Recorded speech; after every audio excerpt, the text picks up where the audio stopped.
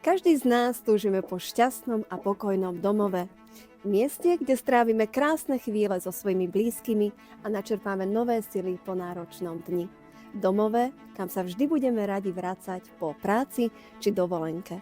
No a práve takýmto miestom by mohla byť nasledovná exkluzívna nehnuteľnosť tu na Alžbetinom ostrove. Tak poďte sa so mnou o tom presvedčiť.